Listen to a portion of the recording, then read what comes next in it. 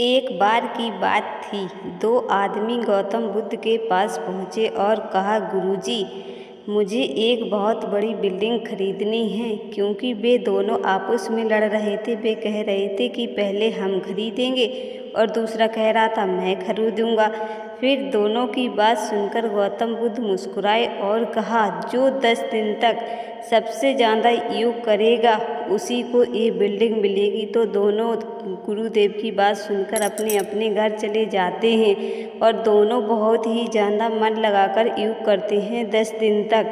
फिर 11वें दिन जब पहले को पता चला है कि वो बिल्डिंग उसे दूसरे ने खरीद ली है, तो वो गौतम बुद्ध के पास आता है पहला आदमी और कहने लगता है, गुरुजी, आपने तो कहा था अगर हम 10 दिन तक योग करेंगे तो ये बिल्डिंग हमें मिल जाएगी, फिर क्यों नहीं मिली?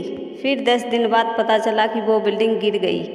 जब पहले को पता चलता है कि वो 10 दिन बाद वो बिल्डिंग गिर गई है, तो ये खबर सुनकर वो बहुत खुश हो जाता है कि अच्छा हुआ मेरा पैसा नहीं फंसा। अगर मेरा पैसा फंस जाता तो मैं तो जीते जी मर जाता।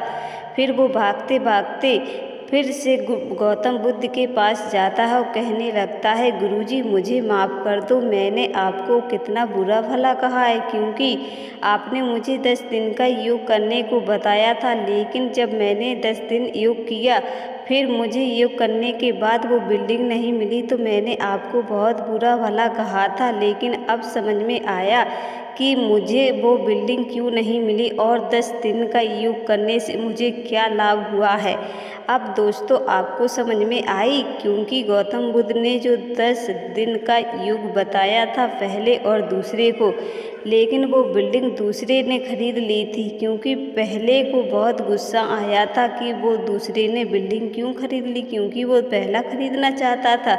लेकिन गौतम बुद्ध ने उसे जो योग करने के लिए कहा था, जब उसने 10 दिन तक खूब मन लगाकर योग किया, तो गौतम बुद्ध ने उस बिल्डिंग को लेने नहीं दिया, क्योंकि वो उसकी मदद करना चाहते थे। लेकिन जब उस वक्त तो उसे समझ में नहीं आया और उसे बहुत ज़ोर से गुस्सा आया है कि मैंने 10 दिन तक इतना परेशान हुआ और इतना योग किया, फिर भी हमें वो बिल्डिंग हासिल नहीं हुई। तो वो गुरुदेव को बहुत बुरा भला कहकर और वहाँ से चला जाता है। लेकिन फिर जब उसे पता चलता है कि जो दूसरे ने 10 बिल्डिंग खरीदी थी, वो 10 दिन बाद पूरी गिर के बिल्कुल नाश हो चुकी है, यानी बिल्कुल चून चून हो चुकी है, उसमें एक ईंट भी नहीं बची है।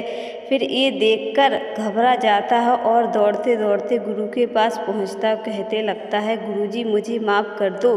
मैंने आपको बहुत बुरा भला कहा था, लेकिन अब समझ में आया जो आपने हमें 10 दिन का योग बताया था उसका लाभ क्या हुआ।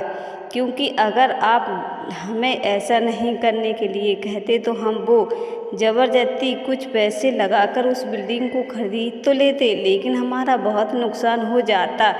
इसलिए तो कहते हैं जो गौतम बुद्ध की बात मानते हैं वो हमेशा सफलता प्राप्त करते हैं, लेकिन देर से ही सही।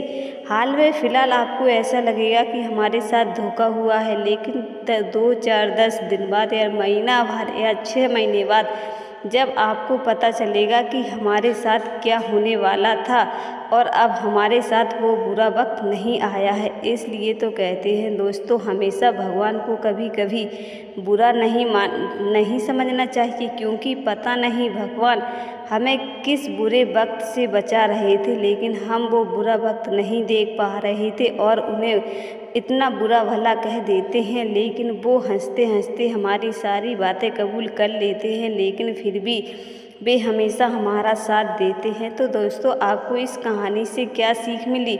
जो हमारे गौतम बुद्ध कहते हैं, जो हमारे गौतम बुद्ध ने 2 लोगों को बताया था, आज एक पहले का क्या फ़ायदा हुआ और दूसरे का क्या नुकसान।